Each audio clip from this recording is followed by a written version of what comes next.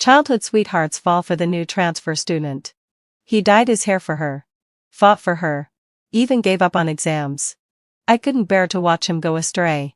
So I told my uncle and aunt. When the matter escalated, the transfer student withdrew from school, disappearing from our lives. Years later, at my wedding to my childhood sweetheart, he resolutely reached out to the transfer student's hand, leaving me alone at the wedding. That girl, with her eyes curved in a smile, said, "You once tore us apart. And now I've come back. Hendrix will always be mine." I was left in a daze, wearing my wedding dress when a truck veered around the corner and hit me.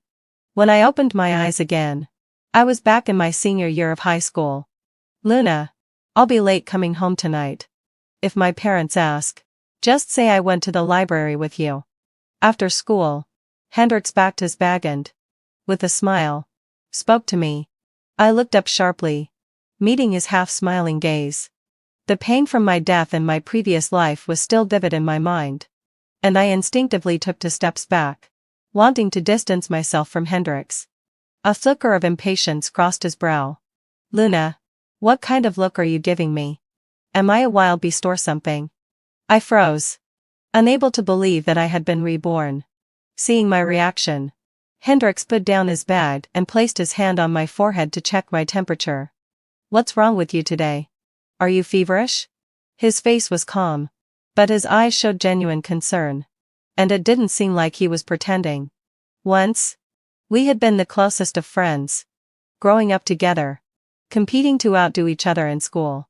Hendrix's mother even joked that our families had arranged a marriage for us when we were children, and that I was destined to marry into the Hendrix family.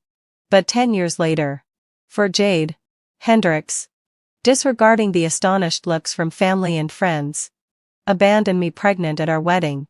That was real. Hendrix and I grew up together. Many people at school knew we were childhood sweethearts. At the opening ceremony, he gave a speech as the freshman representative, wearing a faded shirt and looking like a refreshing breeze under the moonlight, capturing the hearts of many girls. Some bolder girls even sent him love letters. But Hendrix, always focused on his studies, rejected them. He was always indifferent to everyone, except me. Our families were neighbors, and my mother got along well with Hendrix's mother, so we often visited each other. When Hendrix's mother was busy with work, she would send Hendrix over to my house, and we'd play together. Perhaps the bond was deeper, and I always believed that I was different in his heart. He would tap my head when my grades were poor, then patiently help me with my homework. He would also throw me breakfast in the morning and casually tell me that it was his mother who made extra. Back then, his patience and gentleness were all for me alone. That was until Jade appeared. Jade was an art student who transferred in during our senior year. On the day of her self-introduction, she wore a white dress, like an elegant swan, making us, in our school uniforms, look dull in comparison. While most students didn't know how to wear makeup, her lip gloss already shimmered in the sunlight, captivating the boys in our class. Among them was Hendrix. He said he had never seen such a striking girl. He said Jade was pitiful, her parents didn't care for her, and she grew up with her grandparents, like a strong, resilient trumpet flower. Every time I heard him say this, a mix of emotions churned inside me. I couldn't deny my feelings for Hendrix, but seeing him with Jade only made me worry more. In my previous life, once Hendrix met Jade, he began to pursue her madly, skipping classes and drinking for her. Every time he asked for my help to cover for him, I would soften and agree. But I never expected that my help would make him more reckless. He even gave up on an important mock exam. Finally, having fulfilled Lag's when Hendrix's mother asked where he had been, I didn't hide it. Hendrix's mother was shocked when she found them embracing at a small inn. Hendrix was dragged home and beaten, while Jade was expelled from school. After all, everyone was focused on memorizing lessons for our final year.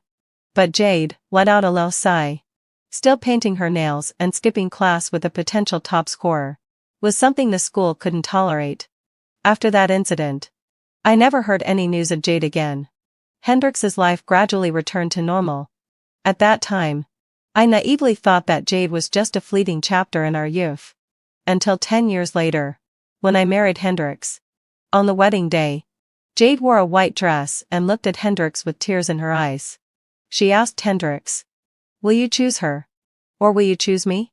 Hendrix didn't hesitate for even a moment. He took Jade's hand and tried to leave, ignoring the protests of family and friends. Before leaving, he said to me, "Luna, do you know? Every day spent with you is torture. If it weren't for you being jealous of Jade and telling on us, we wouldn't have missed so many years." I walked out of the hall in my wedding dress, dazed, and was hit by a large truck. Since fate has given me a chance to start over, and you two should be locked in place. This time, I won't interfere in the fate of others. When I remained silent for a long time, Hendrix playfully flicked my forehead. "What's up? Why are you so silly today?" I snapped out of it, shaking my head. "It's nothing. I just wanted to tell you, I won't be coming home with you after school anymore. Also, I'm not good at lying. If Hendrix's mom asks, I'll just say I don't know where you went." Hendrix was stunned for a moment, then frowned when he realized what I meant. "Luna, what's wrong with you? Even though we've grown up together, you can't expect me to have only one female friend. Can you? I'm just getting closer to Jade. You're not going to stop coming home with me over that, are you? Is it really necessary? Besides, Jade is a really good girl. You should try getting along with her. I'm sure you'll like her." Hendrix still thought I was just sulking out of jealousy. A girl like Jade, who comes from a difficult family background but remains so pure and untarnished, is rare. I want to help her escape from the abyss. Do you understand? In my past life, it was with this mindset that he got close to Jade, because Jade came from a poor family, yet never gave up on herself. Like a twisting climbing flower, Hendrix saw himself as her savior. But he didn't change Jade. Instead, it was Jade who changed him. Even with the college entrance exams right around the corner, he was nonchalant, telling me, "Luna, why do you always meddle in my business? What I do is my own choice. Right? Jade says that youth is meant to be spent recklessly. If I spend all my time in the library, I'm just turning into a bookworm. It's only when I'm with Jade that I can experience a totally different kind of life." I had tried to stop him many times, but it was always in vain. I had even wasted my best years, only to become a joke in the end. This time, lay that aside, I decided to let go of my urge to save others. "Alright. Then. I hope you help her out of the abyss soon."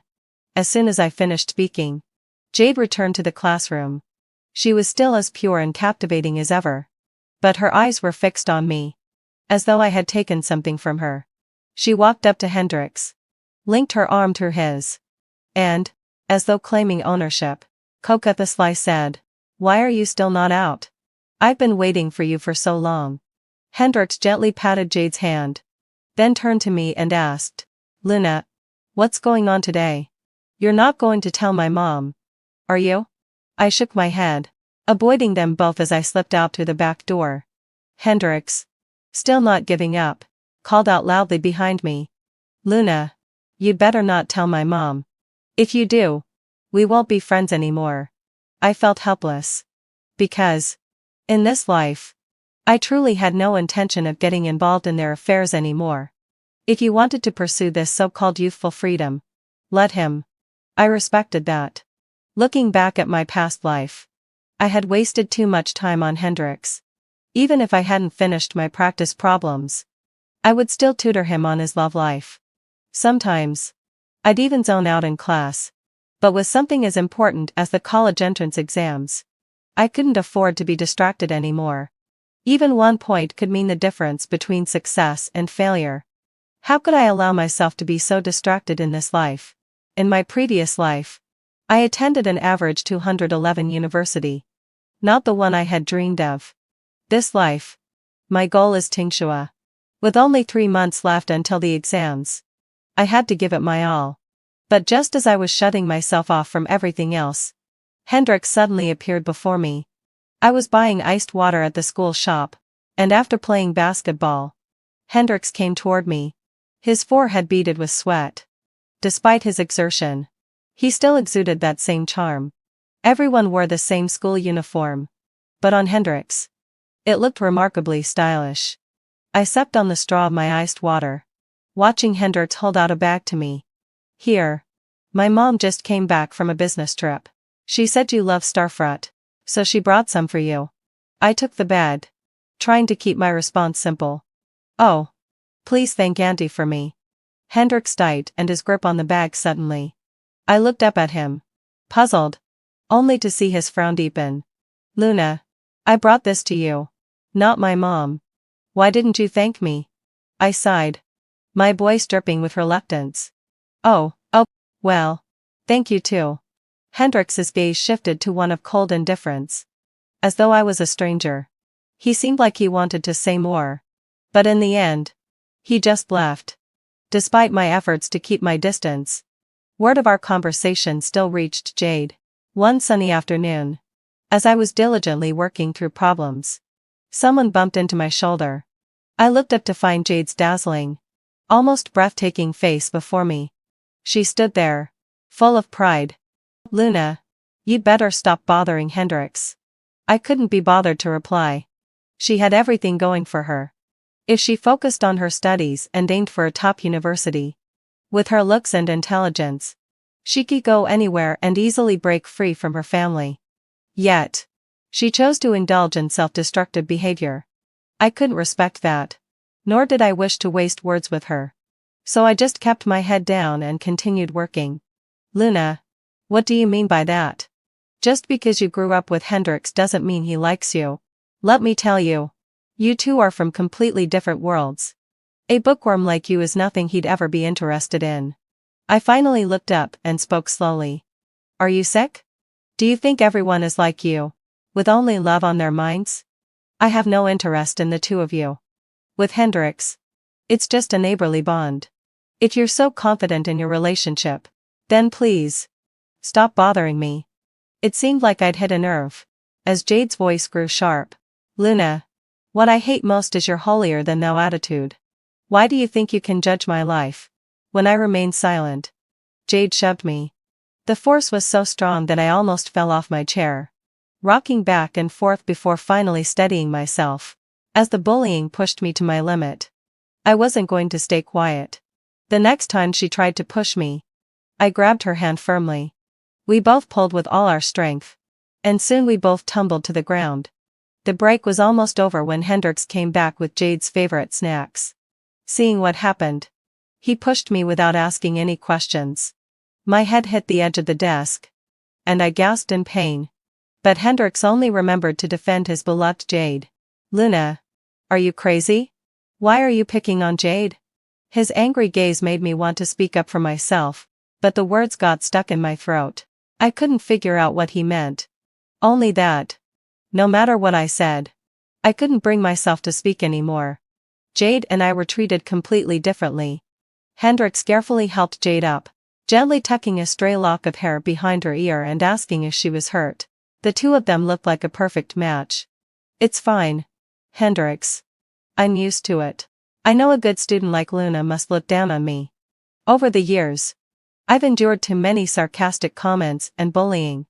This doesn't even bother me anymore. Hearing this, Hendrix's dark expression grew even more guilty.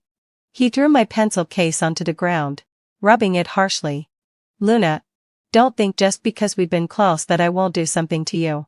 Let me tell you, Jade is my bottom line. No one can bully her. This pencil case was a birthday gift from Hendrix when I was in my first year of high school. It was an adorable little bear, a limited edition in collaboration with Disney. I heard that Fry had gone without breakfast for a month just to buy it for me. When Hendrix's mom found out, she couldn't help but tease him while laughing and crying. This boy has never been so willing to buy gifts for me. Really something. Hendrix and I both turned red in the face. Back then, I thought he was only kind to me. But we've grown up now, and I think some things should be left in the past. Hendrix used to often give me small trinkets, and I treasured them dearly. I even thought of keeping this pencil case in a time capsule, to bury it under the peach tree by the door, so that 10 years later, I could dig it up and remember the love story between Hendrix and me. Looking back now, I find it laughable. When Hendrix defended Jade, I didn't feel sad, just annoyed and disgusted by their noisy relationship. I picked myself up from the ground and brushed off the dust. Jade started it. The whole class saw it. This time, you pushed me, having fulfilled my obsession. And I'll let it go. But if it happens again, I will tell the teacher and Hendrix's mom exactly what happened. I don't know how they'll view the relationship between you and Jade then. And as for you, Jade, then add a lull sigh. No one has ever looked down on you. And I've never thought of competing for Hendrix. Self-respect is important. Please don't come looking for trouble again. I'm busy, having fulfilled my obsession.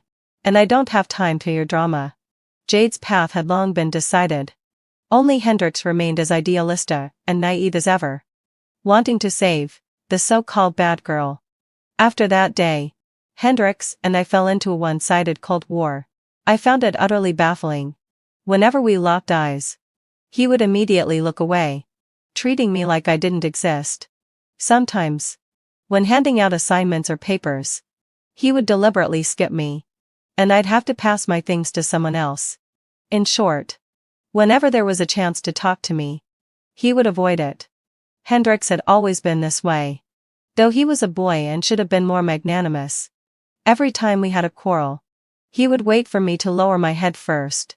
I used to be the one who always apologized. But now I enjoyed the peace and used the time to focus on my studies.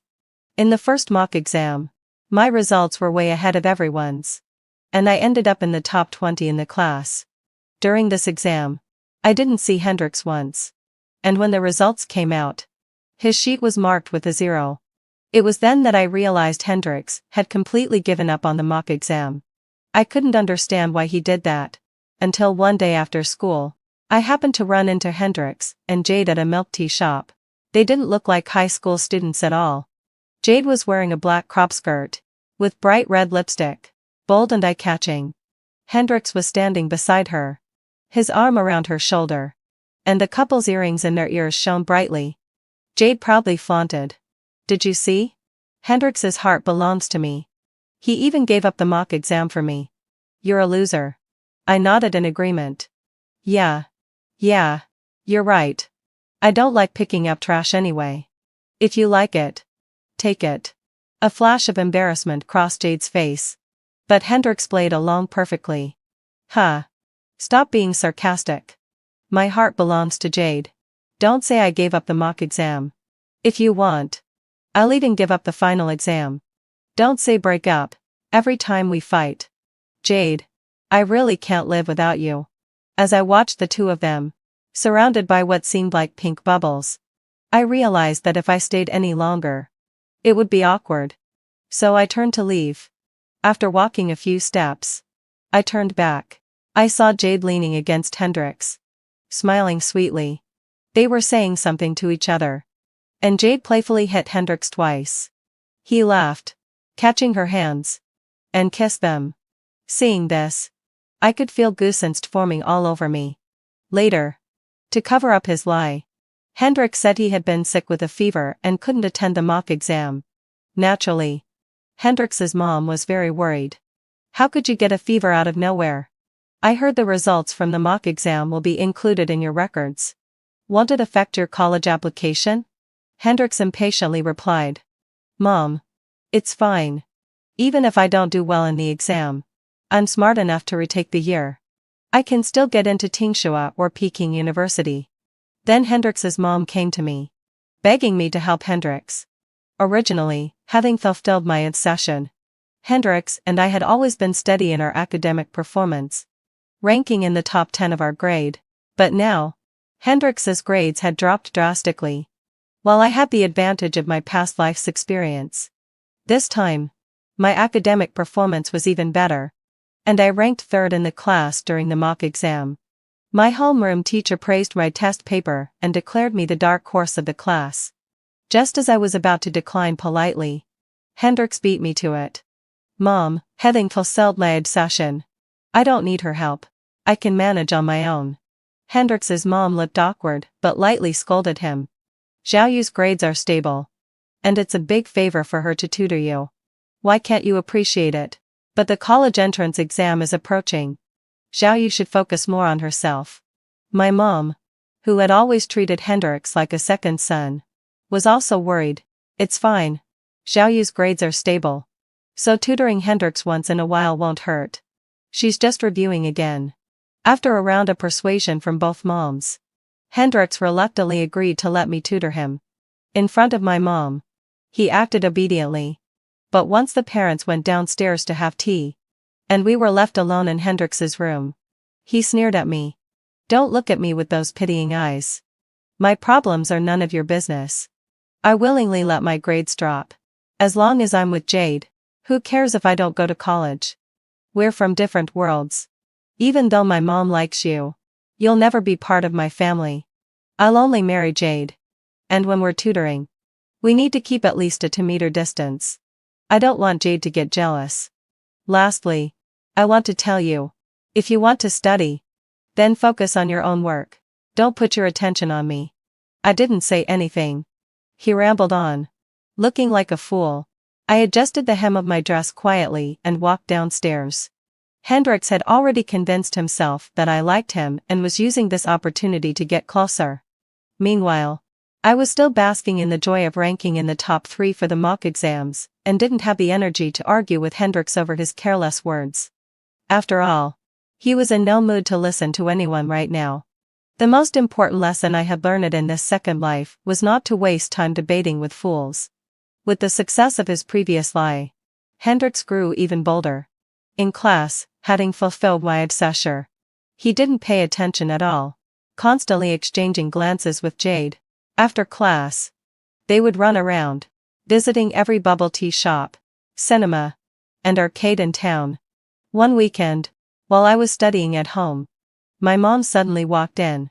Shuoi, can you go and ask Hendrix over? Tell him to come to our house for dinner tonight.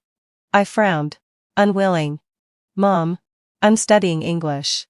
Hendrix is always so busy. Why would he come to our house for dinner?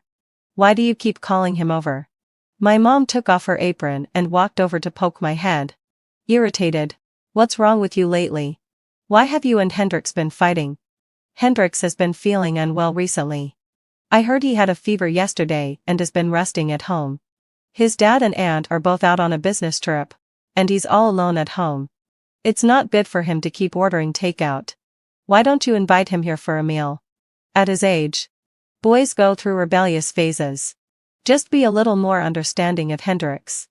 Remember, when you were little, he even fought with that boy at the corner of the street for you. His eyes were all swollen. I put my book down, still wanting to say something. My mom thought it was just a small disagreement between classmates.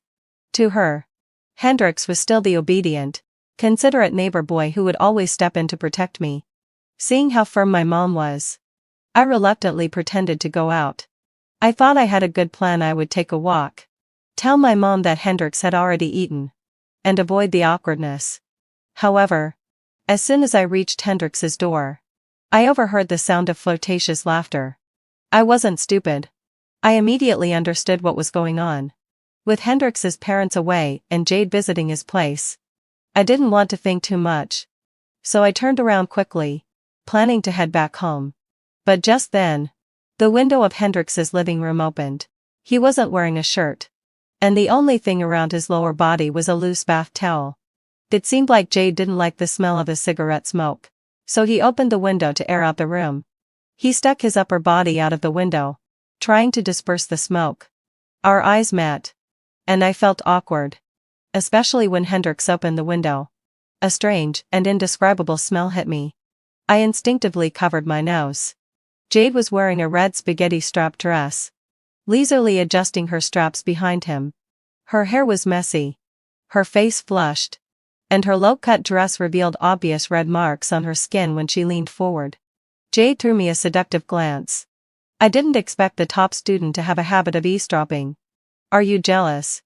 Seeing how well Hendrix and I get along? I shook my head. I'm not interested in your relationship.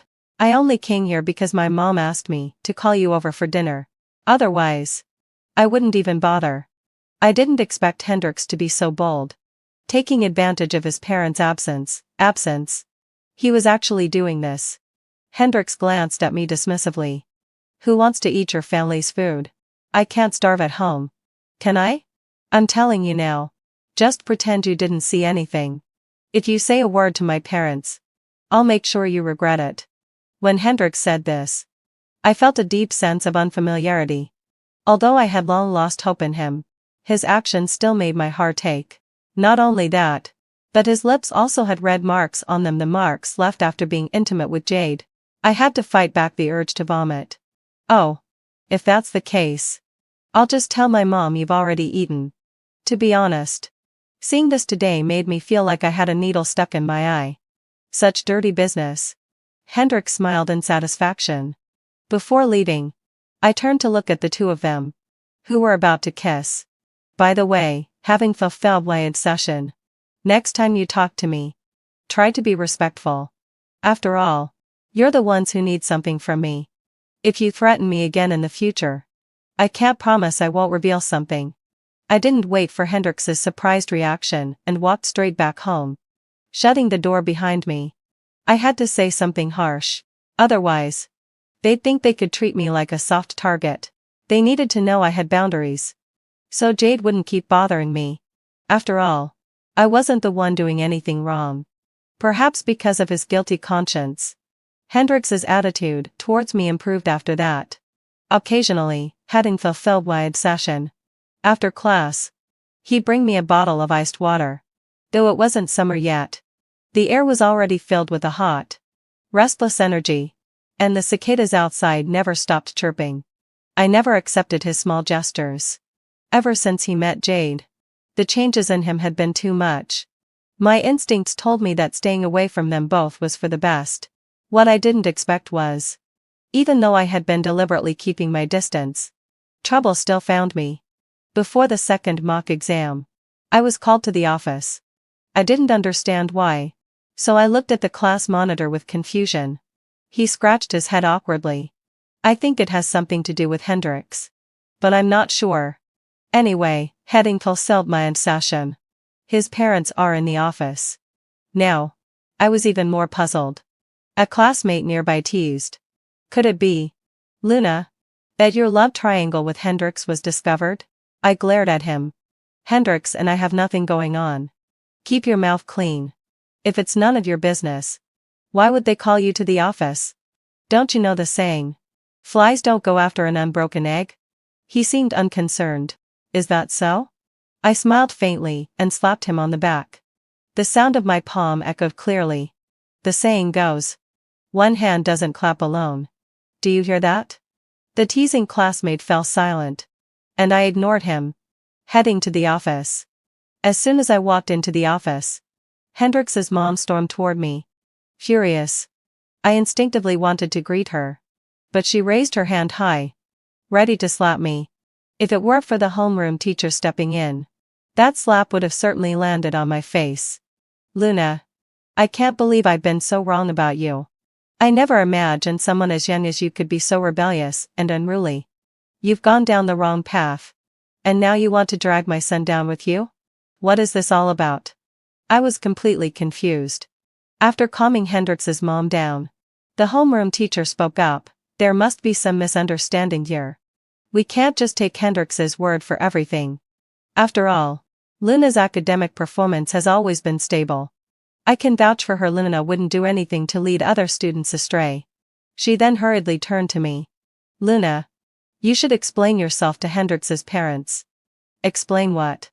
I turned and saw Hendrix standing in the corner. When he caught my gaze, he turned his head away, unwilling to make eye contact. I had a feeling I knew what was going on. With the second mock exam coming up, Hendrix's focus was clearly elsewhere. He had skipped some minor classes, and other subject teachers had already reported it to the homeroom teacher. Unable to bear watching such a promising student go off track, the homeroom teacher had spoken to Hendrix's mom and subtly mentioned that Hendrix might be involved in a relationship. But since Hendrix and Jade were keeping a low profile, the homeroom teacher didn't know who Hendrix was dating. To cover for Jade, Hendrix had lied and said it was me he was involved with. He had even told his mom that it was I who had been taking him out of class. I looked directly into Hendrix's mom's eyes and said, word by word, Hendrix's mom, I haven't done anything. Lately, I've just been going straight home after school, studying all weekend without stepping out. My classmates and their parents can vouch for me. But Hendrix's mom was too angry to listen. She pointed at me, shouting, I've treated you like my own daughter. And this is how you repay me? You're trying to bring down my son's grades. Aren't you? You're getting him to fall in love with you and mess up his studies. Which means fewer competitors for you. Right? And don't think I don't know my son. I've never heard him mention another girl's name. Only yours. You two are childhood friends. 2 months ago, you were inseparable. And now, 2 months later, he's fallen for someone else? You think I'll believe that? Hendrix also began to play his part. Luna, my mom's not an outsider. Just admit it. We won't skip class anymore. We'll focus on studying. All right. Mom, don't blame Luna. Even though she often takes me out, she just wanted me to relax before the college entrance exams. You're so foolish. She's not helping you. She's making sure you fail. Otherwise, why did your grades drop while hers stayed stable? The homeroom teacher's office was on the upper floor, and it was just after class. So Hendrix's mom's shouting quickly attracted a crowd of students. They started whispering and pointing. I never expected Luna to be like this. She looks so cold on the outside. But she's the one dating Hendrix and ruining his grades. I knew it was Luna. They've always been close. Back in first year, Hendrix wouldn't talk to any other girls. Just her. Faced with such accusations, I didn't panic at all. Hendrix, here's your last chance. Will you tell the truth? Or do I have to tell it for you? Hendrix turned his head away. Luna, there's nothing to hide. You came to my house before. The necklace you gave me is still on my desk. I haven't dated any other girl except you. I nodded. Since that's the case, let's take a look at the surveillance footage by my house. I forgot to tell you. We just installed it last month. Conveniently. It also covers the entrance to your house. Why don't we watch it together and see who the girl was that went home with you that day? Hendrix's face turned pale. After my rebirth, I had insisted on having surveillance installed outside my house. We lived in an old alley, unlike those modern neighborhoods with security guards and cameras. Hendrix must have known this and taken advantage of it to spread false accusations. I knew Hendrix wanted to protect Jade. He knew his mom was fiery and would never let Jade off the hook if she found out that their relationship had led to Hendrix's declining grades. She might even go to the school authorities and try to get Jade expelled. But if the blame fell on me, it would be a different story. Despite her fiery temper, Hendrix's mom had always treated me like family. She had a bond with my mother, and even if she was angry, she wouldn't go too far with me. But if Jade was the one to blame, Hendrix's mom wouldn't hesitate to escalate the situation and ruin Jade's reputation. After all, Jade was an art student, always seen as a delicate, elegant flower. Hendrix could never bear for her to be harmed. But this clumsy lie was obviously fabricated on the spot, full of holes. While the homeroom teacher may not have known who Hendrix was dating, if I stuck to my story and asked the classmates, they would confirm that Hendrix was seeing Jade. After all, they were always whispering to each other in class and going home together after school, avoiding the teacher but not their classmates. Sure enough, since starting the relationship, Hendrix's intelligence had plummeted. It was hard for me to reconcile this with the brilliant, talented boy I once knew. We both had the potential to attend Tsinghua, and we had even promised to contribute to the aerospace industry together in the future. But now, we were walking to very different paths. Hendrix eventually admitted to his relationship with Jade. My mom received a call from the homeroom teacher and hurried to the school. At the same time, Jade's mom also arrived at the office. Jade's mother wore a pink dress, and her features bore a resemblance to Jade's. Though older, it was still easy to see that she must have been a beauty in her youth. In my previous life, it was Hendrix's mother who first found Jade, grabbed her by the hair, and dragged her into the hallway, scolding her in front of everyone. She then threatened Jade to stay away from Hendrix.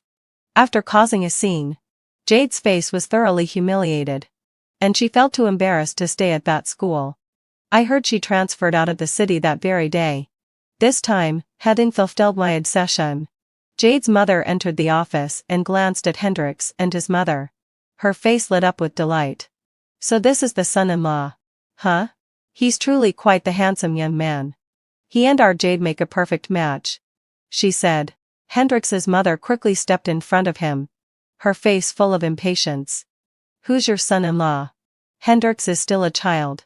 Don't go around saying things like that. I'm the first one who disagrees with their relationship. Jade's mother smiled. As mothers, we always think our children will never grow up, but your son is already an adult. And he even brought my daughter back to your home. They've been intimate. And that doesn't sound like something a child would do. They say, a crooked beam makes a crooked house. If your son can do such things, I think his parents aren't much better either. Hendrix's mother, who had a fiery temper, had always doted on Hendrix, treating him like a treasure. Seeing her son's character attacked in such a way, she couldn't hold back, and before long, both women were pulling each other's hair and getting into a full-blown fight. The last remnants of dignity were lost. Although they appeared frail, the two adult women were surprisingly strong when fighting, each clutching the other's clothes and not letting go. The office was in chaos until the homeroom teacher called several strong students to separate them. Jade's mother cursed as she struggled. Don't act so high and mighty. Your son seduced my daughter, and now you're breaking down. Hendrix's mother was not about to back down either. Your family is a fine example of good upbringing. A decent young woman like Jade was lured into your son's home by a few sweet words. Just as the argument reached its peak, Hendrix suddenly spoke up. Auntie. Mom. I'll take responsibility for Jade. We're in love. And we hope you won't tear us apart. Before he finished speaking, Hendrix's mother slapped him hard across the face. Hendrix's head jerked to the side, and a red mark instantly appeared on his cheek. Even the homeroom teacher didn't step in, perhaps thinking Hendrix deserved it. When Hendrix's mother went for a second slap, Jade, having come from somewhere, kneeled in front of Hendrix's mother. Auntie, if you must hit someone, hit me. But please, don't hit Hendrix anymore. We're just in love. What's wrong with that? I was so moved that I cried uncontrollably. I kneeled alongside Jade, and the two of us embraced, like the tragic heroes in a novel willing to fight the whole world for love. Mom, don't hurt Jade, please. Please. Let us be together. We truly love each other. I can't live without her. How can I go on if I leave her? Only when I'm with Jade do I feel what true happiness and freedom are. It feels like my life before was a waste. If I had to live that life again, I might as well die. In that moment, Hendrix and Jade must have been deeply moved, as they were defending their love. Now, everyone around them seemed to be their enemy. Even their mothers, who had raised them, would be seen as obstacles to their love if they tried to stop them. After that day, Hendrix and Jade never came to school again. Hendrix's mother refused to accept their relationship, and Hendrix, in an attempt to force her hand, began a hunger strike. When that didn't work, he ran away from home and rented an apartment with Jade outside of school. The two spent their days and nights together, living in a world of their own, completely wrapped up in each other. When the second mock exam results came out, my score was 10 points higher than before. If this trend continued, Tsinghua or Peking University would be within reach. On my way home, I felt like even the wind was sweet, knowing I hadn't wasted all those years of hard study. Singing to myself, I arrived at my door, but when I was about to open it, I saw Hendrix and Jade both kneeling at the entrance. Though I was curious, I didn't dare stand by and watch, given that the previous incident had already dragged me into their mess. Once I got home, my mom scolded me severely. She had realized that Hendrix was beyond saving and instructed me to stay away from him. After I dropped my school bag, I opened the surveillance footage, curious to see what Hendrix and Jade were up to now. After a while, Hendrix and Jade, still kneeling at the door, were joined by Hendrix's mother. She looked much more haggard than before. Hendrix's mother had once been a powerful woman. But now, because of her son, she seemed to have aged 10 years. Even through the surveillance footage, I could see the deep dark circles under her eyes. Mom. Jade is pregnant. Please accept her. Jade is a poor girl. After her mother gave birth to her, her father ran off with someone else. It was her mother who raised her alone. So it's understandable that Jade's mom can be a bit tough, but she still cares for her. But Jade is Jade. And her family is her family. If we get married, we'll live on our own and won't be living with her family. Listening to Hendrix's confused ramblings, I shook my head in resignation. While it's wrong to judge someone based on their family background, it was clear Jade couldn't escape the shadow of her upbringing. That's why she had become rebellious and fallen into such a mess. Hendrix, in his naive hope of saving Jade, didn't realize he had already been pulled into the abyss himself, abandoning his promising future. He hadn't even finished high school, how could he possibly save Jade? Foolish boy. If you get married now, what about your education? You two will regret it later. Hendrix's mother scolded him. But if you two get rid of the baby, I'll reconsider and allow you to be together after graduation. But terminating the pregnancy now would hurt Jade greatly. Besides, this is our child. And we have the right to decide its fate. Even though Jade and I aren't yet of legal marriage age, we can still hold a wedding. And once we reach the legal age, we can register our marriage. Yes, Pettins fulfilled lad set, this is our child. We have the right to decide what happens to it. Two parents who haven't yet come of age. An unblessed child born into such an environment. It's easy to imagine what kind of educational background and resources this child will have in the future. Hendrix and Jade have only known each other for a few months and haven't really gotten to know each other deeply. The challenges and setbacks they will face in the future are inevitable. As time passes, when their true natures surface, will they still be able to love each other as they do now? Looking at her son's conflicted face, Hendrix's mom covered her face and wept with self-blame. It's all my fault. I've been neglecting your education, spending too much time at work. I should have paid more attention to you. I really regret it. If only I had been more caring toward you. After the pregnancy, Hendrix brought Jade home several times. But each time, Hendrix's mom kicked them out.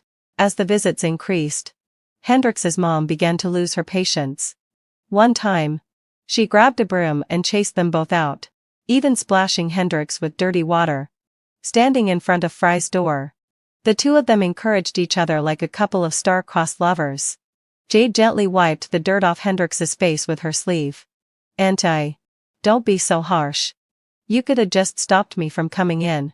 But why did you have to kick us both out? Don't be sad.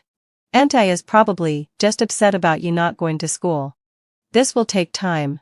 But if we visit enough, we'll eventually win her over with our sincerity. I was just about to head out to buy some soy sauce. Though I tried to be as quiet as possible, Hendrix spotted me right away. As soon as he saw me, his previously gentle demeanor with Jade shifted. He glared at me, full of irritation, and shouted, Luna, it's all your fault. How could you be so selfish? If you had stood up for Jade back then, my mom and I wouldn't be in this situation now. You knew my mom wouldn't make things difficult for you. Why are you so cruel? Unwilling to be kind?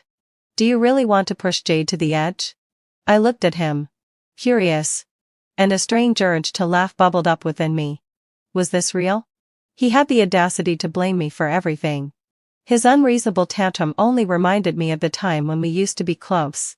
Back then, I was preparing for my first math competition. I was confident in my abilities. But when the results came out, I ranked last. I was so disappointed that I sulked for a long time. Even when the little dog at the end of the alley wagged its tail at me, I didn't even feel like petting it. That evening, we walked home together after school, watching the sunset. Suddenly, heading to Seldny, Hendrix asked, Luna, what does your future look like? Without thinking, I blurted out, I want to work at one of the world's top 500 companies or join a research institute on astronomy. I want my parents to be healthy and around. a loving partner who understands me, and a small house where we can keep a dog and a cat. Hendrik said that when I spoke. My eyes were shining, and his heart skipped a beat. I'll also join an astronomy research institute. If you ever fail at one of those top 500 companies, I can take care of you. Such naive promises. Promises don't last forever. They only reflect the sincerity we shared in that moment. And in this world, as time passes, the one thing that never changes is that people change.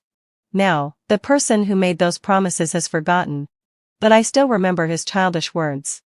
That image, the endless sunset, seems as distant as a past life. Hendrix, don't be pathetic. Why do you always drag others into your mess? You said my mom wouldn't make things hard for me. But if the homeroom teacher hadn't stopped her that day, your mom's slap would have landed on my face. Well, because my mom knew the homeroom teacher would stop her. That's why she raised her hand. Hendrik stammered, clearly not even believing the words himself. Selfish? The most selfish person here is you. Have you forgotten who you were? Now, to shift the blame, you're throwing everything on an innocent person. Do you know what it means to be a man? Hendrix, I can't look up to you anymore. Just go and enjoy the love you're so proud of. With that, I quickened my pace and didn't look back. From behind, Jade's voice reached me. Luna, we're different.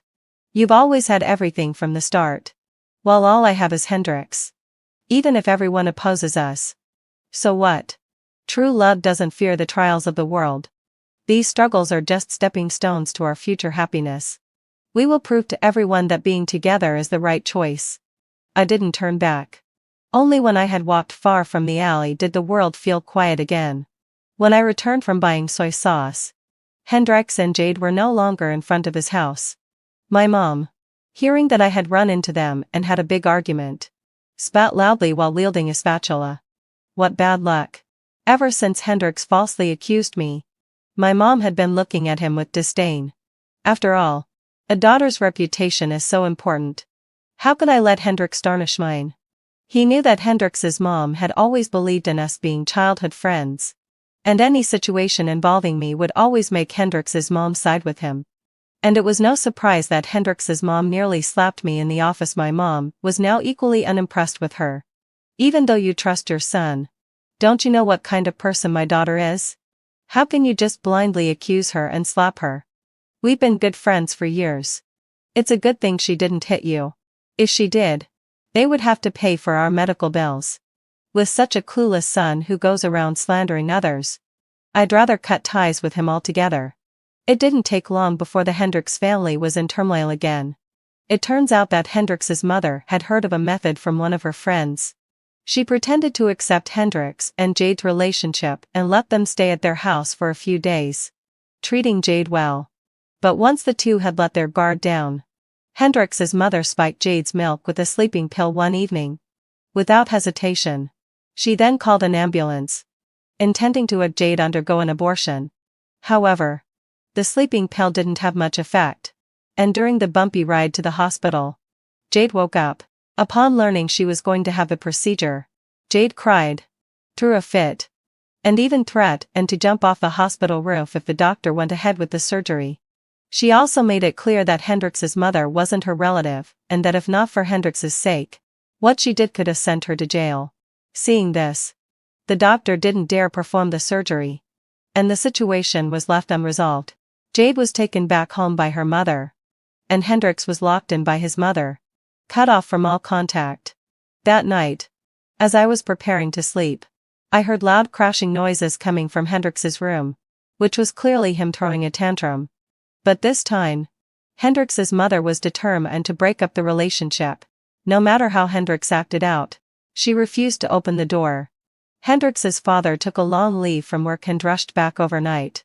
He even hired a psychologist to counsel Hendrix. But it was all in vain. Hendrix couldn't think of anything but Jade, and his impatience grew unbearable. Finally, heading to filled by Oxai. One night, Hendrix managed to pick the lock with a card. While his parents were asleep, he snuck out with the few hundred yuan left in the house. I knew all this because I hadn't gone to sleep yet. I was sitting on the balcony, memorizing words. Around 10 o'clock, Jade quietly made her way downstairs. And when Hendrix came out, the love in their eyes was overwhelming. Even though it wasn't yet summer, the evening air was slightly cool. Hendrix, wearing a black hoodie, grabbed Jade's hand without hesitation. The moon hung high above, seeming to shine a light on their path, as if encouraging their determined forward march. What a romantic scene. I watched quietly, pondering. Young love always leads one to throw caution to the wind, disregarding the beauty of the future. But it's fine. This fervor is only temporary. Eventually, having fulfilled my obsession, when they face the hardships of life, when they suffer the consequences of having no education and being forced into menial labor, they'll understand how important it is to study. Love, in the end, cannot withstand all challenges. Two young people, without financial support, without skills, and without any powerful connections, rushing headfirst into a big city, will not meet a happy life. On top of that, Jade was pregnant. This meant Hendrix alone would have to bear the weight of their lives. At first, he might still try to convince himself. But as time went on, could a pampered young master like Hendrix truly endure such hardships? Later, I heard from my mom that after Hendrix and Jade ran away, Hendrix's mother cried almost to the point of fainting. She found the two of them at the train station just as they were about to leave. Hendrix's mother tried to stop him, but Hendrix, in a ruthless move, called the police, accusing her of being a human trafficker. This effectively blocked her from getting to him. Although the police later proved it was a misunderstanding, Hendrix's mother fell ill upon returning home, almost succumbing to the sorrow. When Hendrix's father found out, he was livid. He threatened to sever ties with Hendrix, saying that since the boy was beyond saving, he might as well have another child while he was still young. That same night, Hendrix's father packed up Hendrix's clothes and personal items and threw them out. Hendrix's mother didn't stop him, only standing there, silently shedding tears. I passed by a garbage pile near the alley and saw the frame from Hendrix's math competition, where he had won first place. In the picture, he looked full of life, his eyes sparkling with ambition for the future.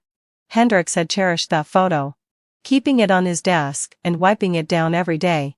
He once said that this photo was the motivation for his life, representing the joy he found in competition, and that his future would be driven by the same competitive spirit.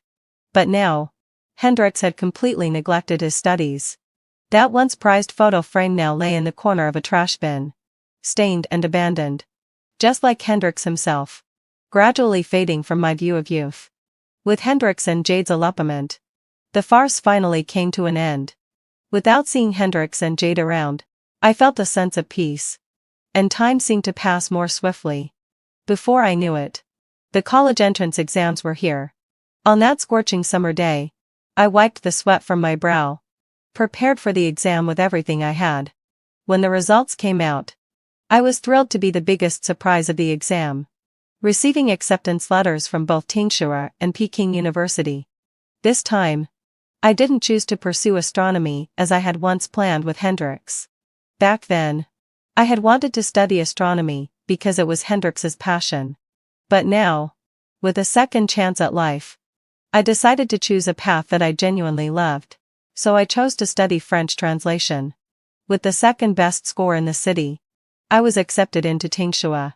My homeroom teacher was so pleased that her face almost split from smiling. She even took me out for a meal, joyfully eating several plates of meat. But when Hendrix's name came up, there was still some sadness in her eyes. She had always thought that both of us would end up at Tsinghua together.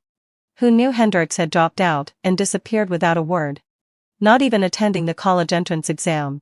I heard that Hendrix and Jade were living in a small, rundown apartment in one of the major cities. Hendrix was working in a factory, earning a decent wage. But with the high cost of living in the big cities, their rent and Jade's favorite foods left them with almost nothing. But Hendrix didn't regret it. He said that as long as he was with Jade, he would face any hardship, even walking through fire or climbing a mountain. I shook my head. The roads we take are our own choices, and each person must take responsibility for the path they choose. My parents held a grand banquet at the city's most luxurious hotel, inviting many relatives and friends. There were even banners hung up saying, "Congratulations to Luna for entering Tingxua." Since I had always been the other child in many people's eyes, now that I had achieved such excellent results, many adults wanted their children to be close to me. A group of children surrounded me, eagerly asking for study tips. I smiled helplessly. There's no secret to studying, just repeat hard work every day. Don't aim too high and don't think too much of yourself. However, this lively scene brought Hendrix's mother to tears. If only Hendrix were still here. Maybe our two families could have still held this banquet together. Uncle immediately darkened his face and scolded Hendrix's mother. Why bring up that miserable child? We no longer have him. On this joyous day, you're still thinking about him. He ran off with that troublesome girl and even tried to have the police arrest you. A father and son's bond ends here. He added. Originally, my mom hadn't planned to maintain any relationship with Hendrix's family. But after Hendrix ran away, his mother's health deteriorated, and she was devastated.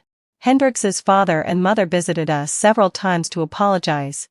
And even my mom, no matter how tough she was, couldn't resist. Eventually, hadn't fulfilled my desire. She reconciled with Hendrix's mom and often comforted her. The two families began to reconnect. I went to Tingxua. And during my winter break, when I called my mom to chat, I heard that Hendrix's mom was pregnant again and that the family was preparing to move out. I knew Hendrix's dad had always been a man who cared about his reputation. After everything that happened, there was no way they could stay here and act as though nothing had happened. Now that Hendrix's mother was pregnant again, they were moving to the city where Hendrix's dad worked, planning for a new start. Before leaving, Hendrix's mom sent me a jade bracelet. She said, "This bracelet was originally meant for me to give you after Hendrix and I started dating. But after everything that happened, I couldn't keep it. To make up for the slap I didn't give you back then and for the chance we may never see each other again, I want to give this to you." I didn't decline and accepted the bracelet, calling to thank Hendrix's mom. The days passed quietly, until one night during my junior year winter break when I received a call. Half asleep, I answered. "Who's this?" "Luna. Where are my parents? Why did I open the door to a man I don't recognize? They blocked me on WeChat. Can you contact them? I need to talk to them about something important." The voice on the other end was trembling with tears. It took me a moment to recognize it as Hendrix's voice. I could hear child's sobs in the background. I walked onto the balcony with the phone in hand and saw Fry and Jade standing in front of Hendrix's old house. Both were crying, with Hendrix looking much darker and dressed in a thick winter coat. Jade had gained some weight and had freckles now, looking vastly different from the vibrant, bold girl she used to be.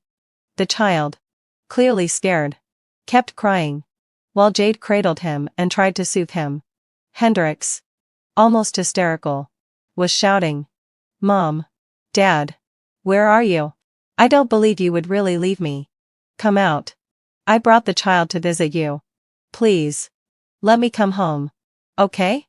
I'm really sorry. I know I was wrong." The young couple who had moved into the house was at a loss. "The previous owners sold us this house. We heard they moved to another city. It's late, and you can't be disturbing the peace like this. If you continue, I'll have to call the police." "How is that possible? How could they leave me? This must be a trick, right? You're both in on it," Hendrix shouted, kneeling on the ground in disbelief. On the other end of the phone, I spoke softly. "Hendrix, it's true. Your uncle and aunt have moved away. They never want to see you again. Back then, you ran away with Jade and even tried to have the police arrest your own mother, accusing her of being a human trafficker. For your love, what have you not sacrificed? No one is a victim in your love story. If you chose this path and turned against the world, you must bear the consequences of your loneliness." With that, I ended the call and returned to my room. It had started to snow, and distant fireworks lit up the sky. As everyone reveled in the joy of the coming new year, everything had settled, and we each had our own lives now. Only Hendrix and Jade remained trapped in that passionate, reckless summer when they were 18. After graduation, I chose to study abroad. During most of my time as a translator, I traveled for work, and my parents often complained about how rarely I came home. My company was very considerate, offering a month of vacation after 3 years of employment. This time, I planned to take my parents on a proper vacation. However, when we arrived at a town in Gyeongdon and were admiring the local gardens, I suddenly heard two very familiar voices. "Jade, let our low sigh. Tell me the truth. Is this child really mine? Why does he look more and more like your ex-boyfriend? And not at all like me? You always said the child hadn't fully grown. But now that he has, he looks even more like your ex-boyfriend. I never did anything with my ex. You know that." Jade's voice was defensive. "Stop lying. The child looks nothing like me. That's a fact, isn't it?" Before Jade could respond, Hendrik suddenly snapped, slamming the bowl he was holding onto the ground. The customers in the restaurant were startled and quickly left. In an instant, Jade started trembling. At first, I didn't understand why Jade was reacting so strongly. But when I saw Hendrix's next actions, I realized. He threw the bowl down and immediately grabbed Jade's hair, slapping her across the face. "This child is definitely not mine. Let's do a paternity test. If it's not mine, I'll kill both of you. If it weren't for you and a child in your belly, I would never have given up my life. I had a chance to go to Tsinghua or Peking University. A chance to join a top 500 company. But now I'm stuck here running this small restaurant, making barely enough to even buy a drink." I couldn't stand it anymore and rushed over to stop him. Hendrix pointed at us. "Where did you two come from? Who told you to meddle in our business? It's my right to discipline my wife. What business is it of yours?" The next second, Hendrix grabbed a teacup and aimed it at Jade. My temper flared. In the past 2 years, I'd learned some mixed martial arts, and handling him was no challenge. In just a few moves, I subdued Hendrix. "If you want to hit someone, you can try me. She's your wife. What kind of man raises his fist against his wife? You're just a coward, taking out your unhappiness on her." Jade crouched down, quietly sobbing. At that moment, Hendrix finally recognized my face.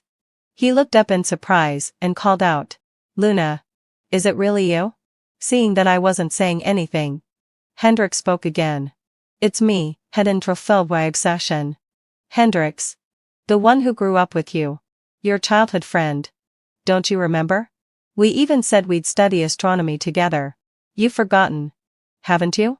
I hadn't forgotten, but I didn't want to acknowledge him at this moment.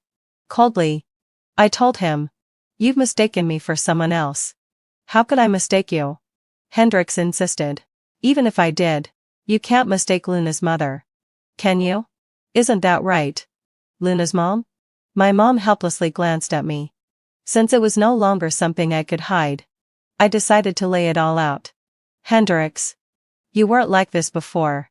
You should control your temper. Jade has been with you the longest. You should treat her better."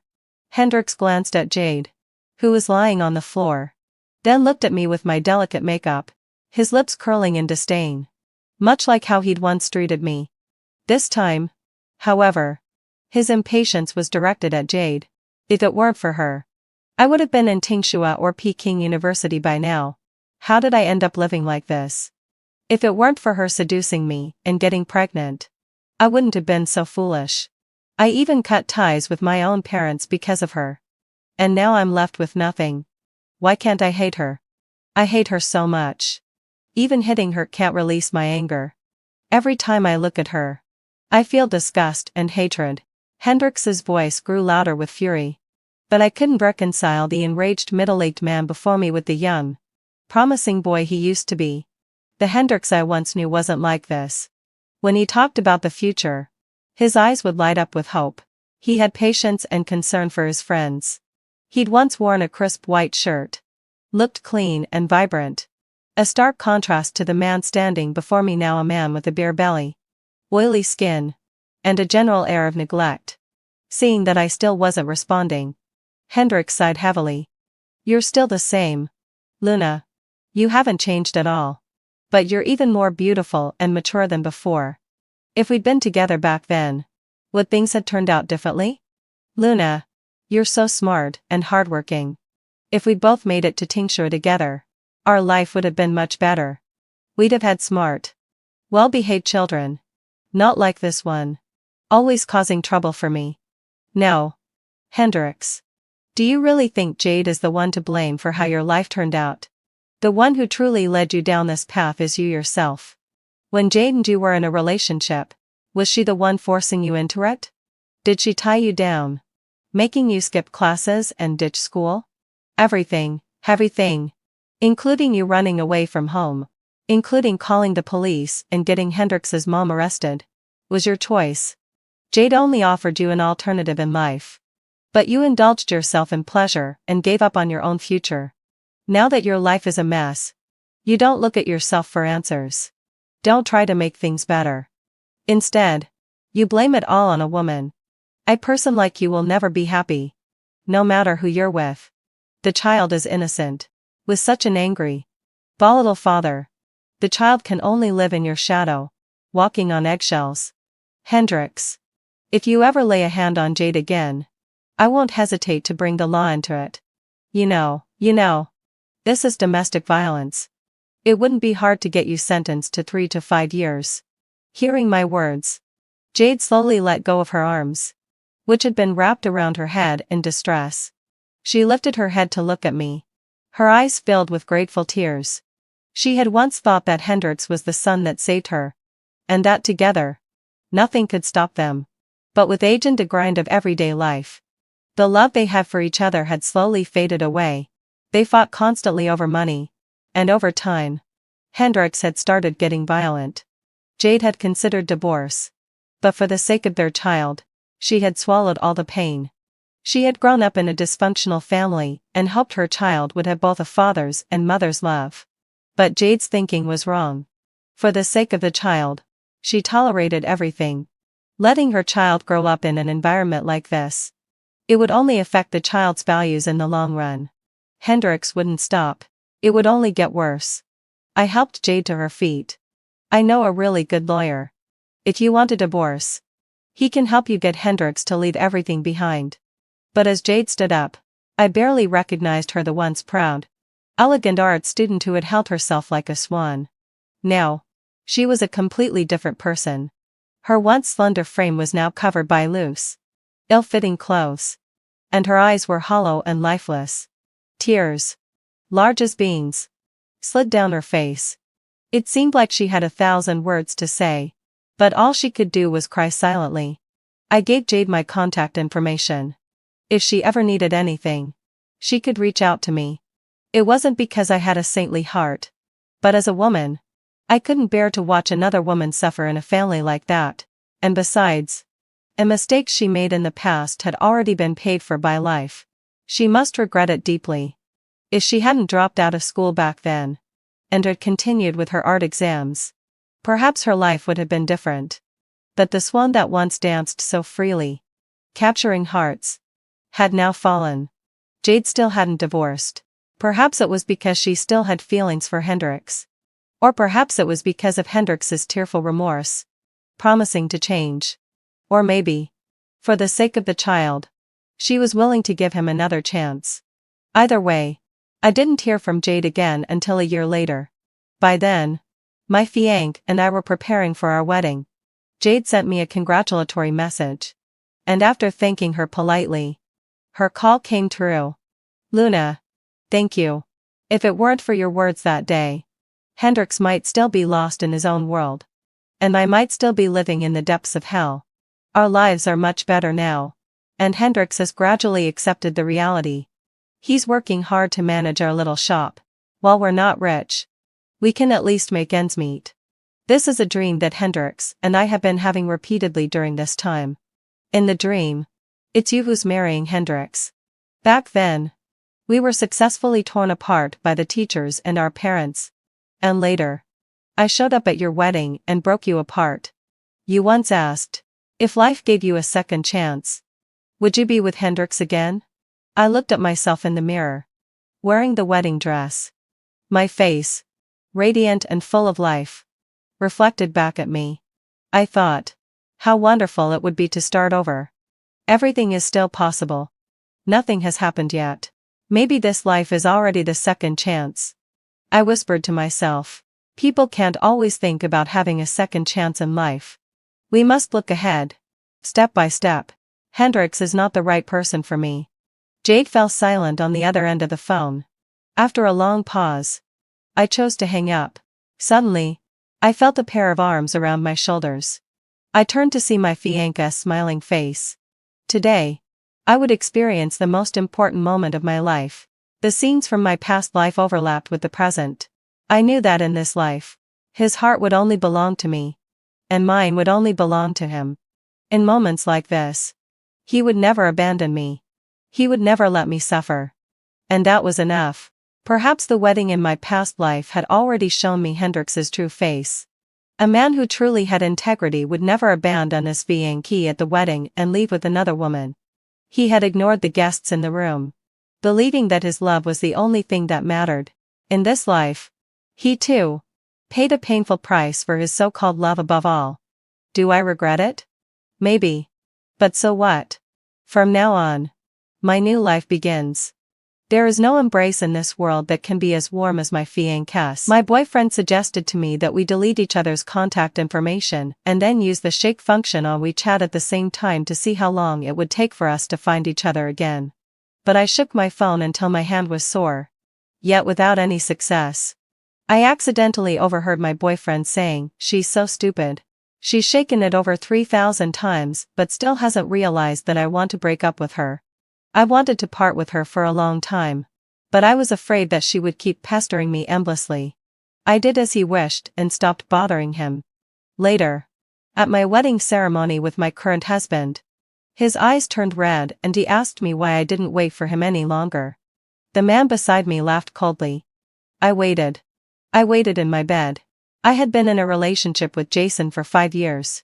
I accompanied him from having nothing to achieving great success. He became the CEO of a listed company. Everyone thought that we would get married. I thought so too. Until he sent me a message suggesting that we delete each other's contact information, and then use the shake function at the same time to see how long it would take to find each other again. I suddenly remembered what my friends had said 2 days ago. Jason had been smiling while ordering things these days. They said that maybe Jason had finally had a change of heart and was going to propose to me. I pursed my lips and suppressed the smile at the corners of my mouth. I agreed. After deleting each other, I was excitedly imagining in my heart. I wondered what surprise Jason would prepare this time. But I shook my phone until my hand was sore. Yet I still didn't find him. Finally, heading for website, I sensed that something was wrong. I quickly searched for his WeChat ID and sent a verification message. "Jason, stop joking. I can't find you at all through shaking." But after sending it, there was no reply for a whole day. Even when I tried to call him, I couldn't get through. I found Jason's friend Leo and sent him a message. Leo, has something happened to Jason? Leo, no. I saw him going out to play with Shirley today. What's the matter? Shirley. She was Jason's betrayal in childhood. He had always disliked Shirley. He thought that an arranged marriage by parents was a custom in the feudal society and never admitted it.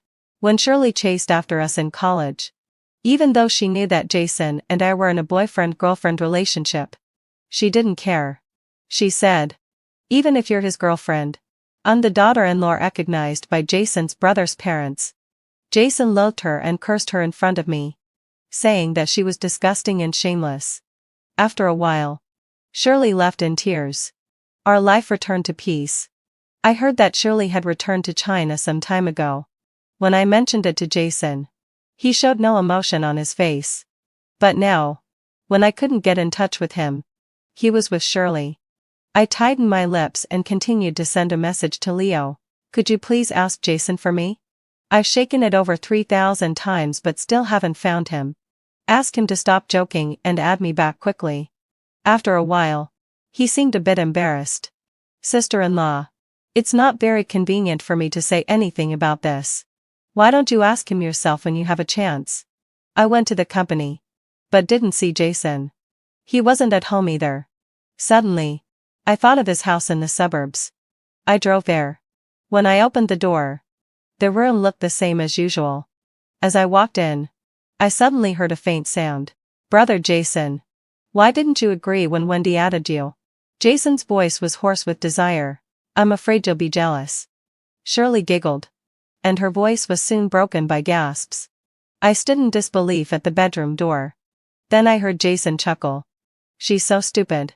She's shaken it over 3,000 times, but still hasn't realized that I want to break up with her. I've wanted to part with her for a long time, but I was afraid that she would keep pestering me endlessly." Shirley said softly, "Brother Jason, what if she really breaks up with you after you treat her like this?" Jason's voice was filled with natural calmness. He said firmly, "She can't leave me." It was my love that made him so confident and fearless now. I thought he was going to propose to me, but it turned out that he was fooling around with his childhood betrothed. He was just playing tricks on me. The sounds around me were amplified infinitely in my ears. My face was wet and cold. The two of them were affectionate with each other. Jason didn't look at all like the one who blushed with anger and humiliated Shirley in front of me before. When he talked to Shirley, his voice was low, hoarse and gentle, just like how he used to be with me. Only then did I realize. It turned out that Jason had already softened his heart towards Shirley many years ago. It was just that he was good at disguising. And it wasn't until now that his true feelings were completely exposed. I reached out and knocked on the door. I tried my best to make my voice not tremble so much. "Jason, get dressed and come out to talk." The sounds inside stopped abruptly. I met Jason in high school. At that time, we were both very young and innocent. He would often bring me breakfast.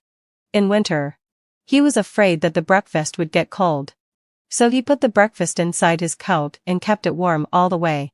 When it reached my hands, it was still warm. His chest was flushed red from the heat. But he still smiled foolishly at me. I said that he was too kind to me. But he didn't think so. Who else should I be nice to if not you? Later in college, we finally broke through that thin layer of ambiguity and became the model couple that our friends talked about. When we first got together, Jason often felt that he owed me something. He would hold me in his arms, and his tears would soak the piece of clothing on my shoulder. "Wendy, I'm poor. Since you're with me, I'll never let you be wronged in this life." Now that he's wealthy, he just got out of another woman's bed. His clothes were open, revealing his muscular abdomen and the ambiguous scratches inside. He came outside with me and lit a cigarette. In the curling smoke, his voice still carried some lingering desire. He said to me again, "Wendy, you're not young anymore. You don't have a job. Your educational background isn't high. And you're not as lively as Shirley. Be good, and I won't abandon you. What I said in bed with her doesn't count. The position beside me will always be reserved for you." A ridiculous thought came into my mind. After several years of relationship, the evaluation I got was not young. No job. No education. Not lively. It seemed that I was useless. He had forgotten after all. I used to be the top student in my grade. To help him start his business, I quit my job and carefully assisted him, so that he could fully devote himself to starting his business without any worries. I stared at him blankly. "But you weren't like this before. You said you would always be nice to me." Impatience finally appeared in his eyes. "Wendy, I don't tell you anything." My throat felt sour, and my nose was stinging. But I didn't shed a single tear. "Jason, what about I? I don't want you anymore. Let's break up. I don't want your affection that's almost like charity. I don't want to have my self-esteem crushed to the ground while still having to smile at you." Jason laughed angrily and stubbed out the cigarette. "You want to break up? Wendy, you're penniless now.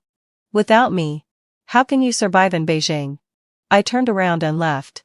I heard the sound of the door opening behind me. Shirley asked hypocritically, "Brother Jason, what if Wendy really leaves?" Jason's voice was cold. "Don't worry about her. She'll come back when she thinks it through." I didn't stop walking. I resolutely walked forward and never looked back. He had forgotten what he was like when he deeply loved me, and also forgotten my personality. Once I make a decision, I'll never look back. I left without taking anything. Quietly. I didn't even go back to the place that could barely be called our home with Jason. I opened my address book and made a call to one of the contacts. Is that cooperation you mentioned before still valid? Jason was right. I'm penniless now. How can I survive in Beijing? So I didn't plan to stay in Beijing anymore. There was a long silence on the other side. And then the person said to me, it's still valid. Welcome you back. I went to Yancheng. I stayed there for a year. A few months after I left, Leo sent me a message, persuading me to go back. He also said that Jace and didn't care about everything in the past and that as long as I went back, we could make up and be together again. I smiled and didn't reply to the message. Instead, I deleted Leo's WeChat too. I heard that Jason threw a big tantrum. Not long after that, photos of Jason and Shirley showing their love publicly frequently appeared on the financial and entertainment headlines. It seemed like they were declaring war on me. In half a year, I changed my mobile phone number, took off my previous sportswear, and wore elegant and sexy clothes every day. I even put on delicate makeup all day long. My best friend said that I didn't seem like the old me anymore. I just smiled. I didn't wear makeup before just because Jace and didn't like it. Now I don't really like wearing makeup either, but I want to try more styles that I haven't tried before. My best friend generously invited me to have a meal in the most expensive restaurant in Yancheng. However, we saw Jason, Shirley, and two of his friends there. It seemed that they had just finished eating. They also saw us. And for a moment, the atmosphere was silent. Jason saw me and his eyes were slightly stunned. He was in a daze for a moment. And then he lit a cigarette. Wendy, you don't look like yourself at all with makeup on. You've been away for a year. Don't you have anything to say to me? In the curling smoke, his eyes looked especially deep. I frowned. Smoking is not allowed in public places. Thank you for your cooperation. His face turned ugly. But he still put out the cigarette. He pinched Shirley's chin tightly and kissed her. We're getting engaged next Wednesday. After all, we had a relationship before. You should come too. Just to make up the numbers. Shirley cooperatively snuggled up in his arms. I just smiled and shook my head. Sorry. I probably can't make it. I'm going to try on wedding dresses with my fiancé that day. He sneered. Wendy, you can't even come up with a decent excuse. He didn't believe that I was getting married. Just like before. He didn't believe that I could leave him. I showed him the engagement ring on my hand. I smiled gently. I'd been engaged for a month. My fiancé is impatient and wants to settle down and marry me quickly. His expression finally changed. Jason accidentally crushed the wine glass in his hand. His fingers were cut by the glass and bright red blood flowed out. Shirley beside him exclaimed and quickly took out a tissue, carefully helping Jace unclean the wound. But Jason impatiently pushed her hand away. His eyes were cold. Wendy, what did you say?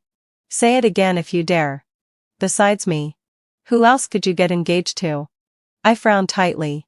My best friend looked him up and down with a contemptuous look, as if Jason was trash. She sneered, come on. Nobody wants you. The people who chased Wendy could line up all the way to France. Only the trash can beside you is big enough to hold your trash. Shirley understood the implication of her words and her face turned ashen. Jason's face was gloomy and he was faintly impatient. Ignoring my best friend. His gaze was still fixed on me. When did you get engaged? Your fiancé is so stingy that he didn't even invite your ex-boyfriend, he you were with for 5 years? I curved my lips. I didn't let him invite you. If you're really so regretful, why don't you just give me some money as a gift? President Jason surely doesn't lack this little money. Right? His face dark and then he threw out a bank card. There's more than 200,000 yuan in it. Is it enough? I glanced at the card on the ground. In front of me was Jason's slightly sarcastic look. Even his friends and Shirley were also staring at me with great interest. Shirley deliberately clung to Jason, pursed her lips and smiled. Wendy, you left Beijing with nothing before. Now brother Jason is willing to give you 200,000 yuan. You better take it quickly. 200,000 yuan is enough for you to earn in 2 years. My best friend was about to retort. But I stopped her. I crouched down and picked up the bank card. She walked up to Jason again and slowly stuffed the card into the pocket of his coat. This money can be regarded as a tip for having you at my disposal for 5 years. Take it. His complexion suddenly changed. Shirley couldn't hold back any longer. Wendy, you look so la obsession. What do you mean? This money originally belonged to brother Jason. Didn't you give it to me? I didn't expect that after a year. You guys are doing so poorly. Well, I'll give you an extra 200. Yuan. Is that enough? I was about to withdraw my hand. Jason's big palm grasped my wrist first. The warm fingertips were gently rubbing the skin on my wrist bone as if unconsciously. I shook off his hand in disgust. Jason didn't care at all, and his voice was slightly deep. When are we getting married? Does your fiancé know that you've been with me for 5 years and done all kinds of intimate things? I curved my eyebrows and smiled sweetly. Then does the person beside you know, and you're like a pepper hanging on a big tree? You're just like a mushroom. Not even as tall as the grass. The expressions of several people changed. And their gazes all passed over me. They shouted in unison, President Ryan. Suddenly, a man's chest pressed against my back. The cold and light fragrance of the man wafted into my nose. I was sweating profusely. Ryan. Why did he come at this time? Shirley glared at me. Wendy, what are you still standing here for? Hurry up and leave. It's rare to have an appointment with President Ryan. Don't spoil President Ryan's mood here. She warned me in a low voice. But Ryan was right behind me and could hear clearly. Before he could speak, I reached out and tugged at his sleeve, interrupting his words. I deliberately asked him, am I spoiling your mood, President Ryan? As I expected, President Ryan shook his head. Jason pulled Shirley back. His face was very gloomy. Can't you stop embarrassing yourself? Shirley bit her lip tightly and glared at me hatefully. Only then did Jason look up at me. You go back first. We'll contact you later. We have important matters to discuss now. I turned my head and blinked at Ryan. Can't I stay here? Can't I listen when you're discussing cooperation? Ryan couldn't even get a word in for several consecutive sentences. Finally, I asked coquettously, honey. Say something. Honey? Jason's face was very gloomy. He walked over, trying to pull me behind him. Wendy. After a year. Can't you be a bit more mature and stop making trouble? But just as his hand reached out, it was slapped away by Ryan. My wife just wants to say a few words to me. I don't know why it becomes being immature and making trouble in President Jason's eyes. Several people looked at me in astonishment. Ryan's voice was cold and indifferent. What's more, my wife is the largest shareholder of King XIN Group. She has the right to handle every business of the company, including cooperating with you. I looked at them with a smile, meeting Jason's disbelieving gaze. I curled my lips, since President Jason's engagement banquet is coming soon. You'd better take good care of yourself and spend more time with your fiancé. So, why doesn't President Jason use the time for this cooperation to spend more time with your fiancé? Let's skip the cooperation. After all, as the largest shareholder of King XIN, I can't even earn 200 yuan a year. I clearly saw that Shirley's face turned pale. She grasped Jason's clothes in a panic, but was thrown off by Jason when he pulled his hand away. I continued to smile and said, Shirley, you've really found a treasure. Jason and the others didn't even finish their meal and left disappointed. Shirley followed him carefully. When passing by me, she glared at me hatefully. On our way back after dinner, Ryan followed behind me, carrying my bag. My best friend whispered to me, Wendy, I recognize your combat effectiveness. However, is what you just said true? Is Jason really that bad? I felt a bit embarrassed. I forgot. I didn't feel much. My best friend came closer again. Compared with Jason, who's better? Behind me, Ryan walked up infuriately and wrapped a scarf around me firmly. He said coldly, be careful not to catch a cold. I nodded a bit guiltily. Quietly, having fulfilledly, I pointed at Ryan to my best friend. After Ryan and I sent my best friend home first. We returned late at night. As soon as we entered the house, Ryan pinned me against the door panel. He propped one hand on top of my head and slowly bent down. In our breaths, our auras were intertwined inseparably. His voice rose slightly at the end. Who's better between me and Jason? I grasped his collar tightly, pulling him closer to me. I looked straight into his eyes. Why? Don't you have confidence in yourself, Ryan? I did before. But when I saw Jason, it disappeared. You stared at him for so long and still remember everything about being with him. I couldn't help laughing with my lips curved. He accused me, Wendy. I'm almost dying of jealousy and you're still laughing. Then his voice carried a slightly trembling crying tone as he sang softly, why does the latecomer take the lead? It's because the former doesn't fight or snatch. I quickly reached out and covered his mouth. Stop singing. Kiss me. How can Jason compete with you? You're much fairer than him. Fair from head to toe. Ryan blushed. I tilted my head up and kissed him. I thought that was the end of it. However, unexpectedly, the phone rang late at night. I didn't react in time. Ryan was the first to grab the phone. His eyes suddenly darkened. Only then did I glance at it and saw that the phone number was from the capital city. In the next moment, Ryan had already tapped to answer it. My heart trembled. I couldn't help but let out a groan. Then the familiar voice came from the other side, what's wrong with you? I didn't say anything. And Ryan didn't say anything either. His black eyes stared straight at me. The corners of his eyes were red. But he was still intensifying the muddy situation with his actions. I bit my lip tightly, not understanding why Jason called at this time. Jason didn't hear my response. But he didn't feel embarrassed either.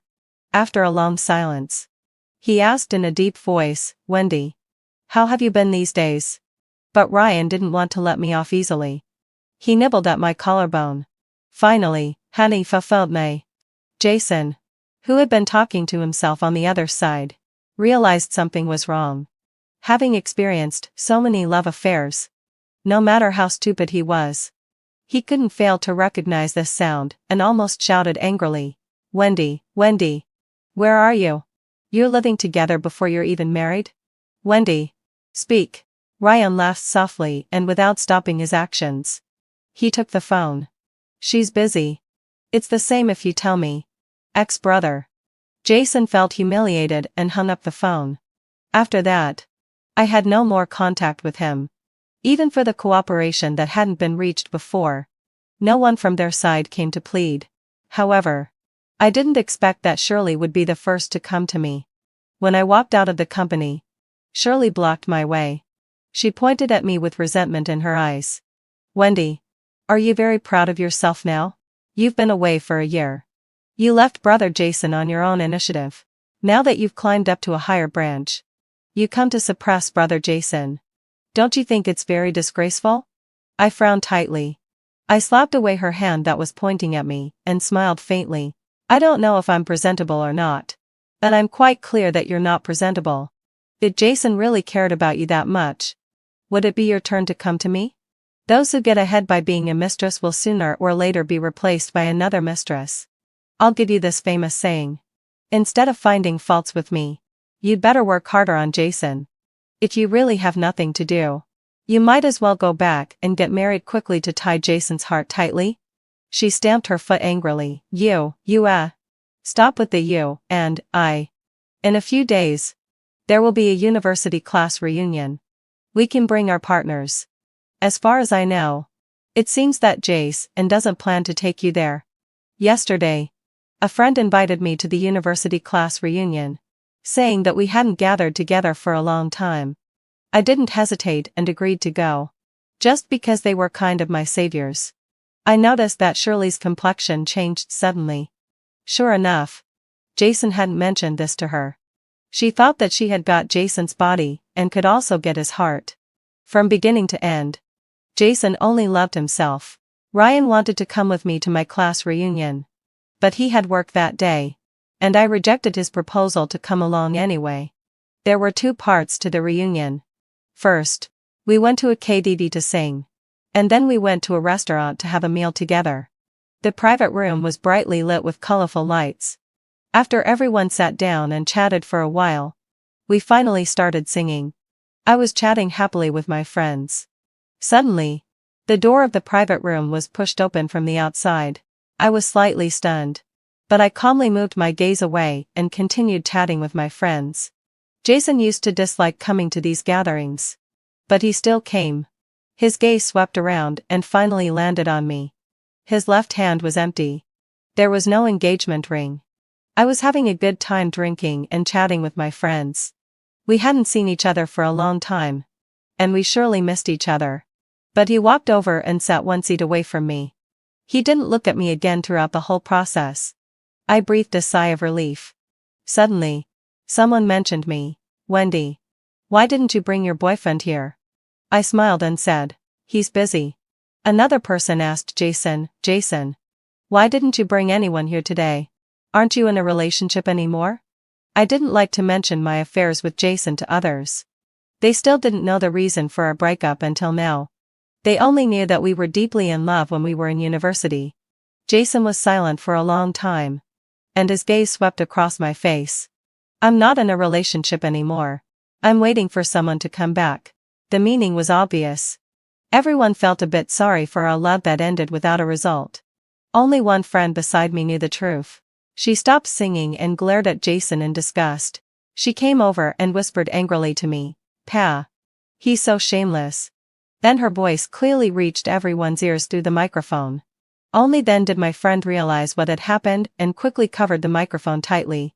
Looking embarrassed, everyone quickly changed the topic and the atmosphere became lively again. When it was almost over, I went out to use the toilet. Just as I came out of the toilet, a dark figure flashed in front of me. He grasped my wrist tightly and pinned me against the wall. I knew it was Jason. He pressed me. How long are you going to be angry? Does Jason love me? I had never doubted this question. He did love me. Jason loved me so much when we were young that everyone knew it. He gave up a lot for me. At that time, he didn't have much money and always felt that he owed me. But now, Jason no longer had the love for me that he had in the beginning. He just didn't want to believe it. He took advantage of my everlasting love for him and felt confident. But he didn't expect that I would really leave him and really stop loving him. Even be with another man. Jason lowered his head. His eyes burning. I said infuriately, "You've overstepped the mark." I turned around to leave. But my wrist was held by him again. He narrowed his eyes and said, "Wendy, the reason you agreed to come to the class reunion wasn't because of me?" Up to this day, he still didn't believe that I could fall out of love with him and stop liking him. But is there anything eternal in the world?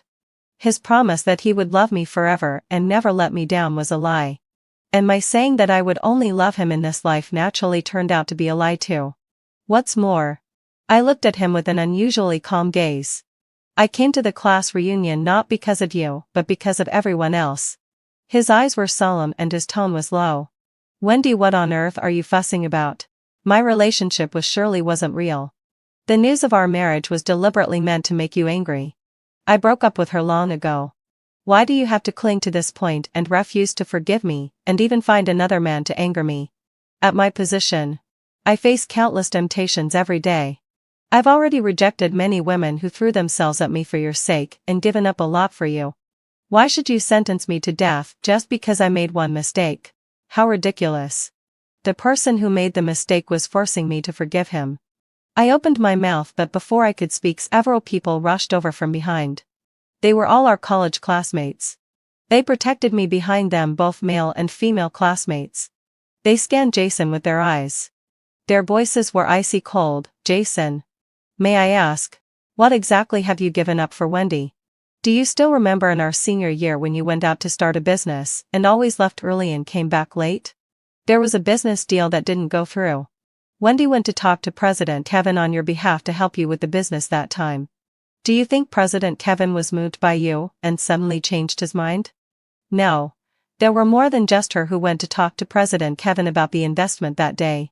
President Kevin agreed to her proposal but rejected another person. That person held a grudge and went to the alley near the school and tried to assault her. At that time, we had just come back from a group dinner. It was us who saved her. But she was afraid that you would be heartbroken and sad, so she begged us not to tell you.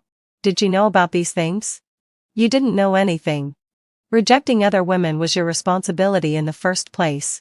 But you passed the buck to Wendy. Jason, are you still a man? With every word they said, Jason's face turned a shade paler. His eyes trembled slightly. He looked at me behind the classmates. His voice trembled as he said, "You never told me about these things." I replied, "Does it matter?" His eyes almost shattered.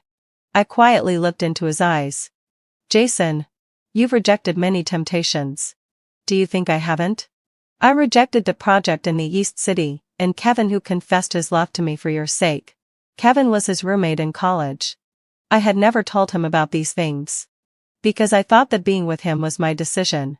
Managing my own emotional life was also what I should do. But he didn't think so. He thought that the temptations he rejected were gifts to me." Jason clenched his back teeth in disbelief. "That bastard confessed his love to you?" Kevin, who was standing in front of me, avoided my gaze. He was also one of the classmates who had saved me back then. Jason raised his fist and was about to rush up to punch him. I blocked in front of Kevin. "Don't you think you're really embarrassing yourself now? If you haven't sorted out your own feelings, don't come to disgust others. Looking back on the time when I was with you back then, I just feel disgusted. Really disgusted." The strength in his hand loosened. He wanted to touch me, but I dodged. My friend patted my back. "When we were in college, I thought Shirley wasn't a good person. I didn't expect that you two could get together now. It's true that birds of a feather flock together. When you had a car accident and were hospitalized and in a coma for several days, Wendy took care of you without even taking off her clothes to rest. But when you recovered, you were as cold as ice to Wendy. I wanted to scold you at that time, but Wendy held me back. Now you've got involved with Shirley again. Do you deserve Wendy?" Jason suddenly raised his head and looked at me. "Was it you who took care of me? When I woke up, Shirley was by my side. She said that you hadn't come to see me at all during my hospitalization. I also heard the nurse say that there was a girl who came to take care of me every day and helped me wipe my body." He suddenly thought of something. "So, it was always you?" He couldn't believe it as he digested all the things he had done to me over the years. "I said that I would always treat you well and never let you suffer. But he broke his promise." His eyes were red. He wanted to hold my hand. I slapped him, but he wasn't angry. I took a step back and my back hit a hard chest. What came along with it was a familiar faint fragrance. "President Jason. It's not right to take someone else's beloved, is it? Don't you have a girlfriend? Why are you trying to snatch mine?" He withdrew his hand as if he had been electrocuted. Ryan took my hand and said, "I've finished dealing with my work. I'll take you home." Before we left, I stared at Jason in a daze for a few seconds. The scene when he woke up from the car accident back then came to my mind. No wonder he was so cold to me after waking up. I thought it was because of the car accident. After withdrawing my gaze, Ryan didn't say anything at that time. After we got back, he hugged me and cried, "Wendy, you can't abandon me when you see your ex. We're already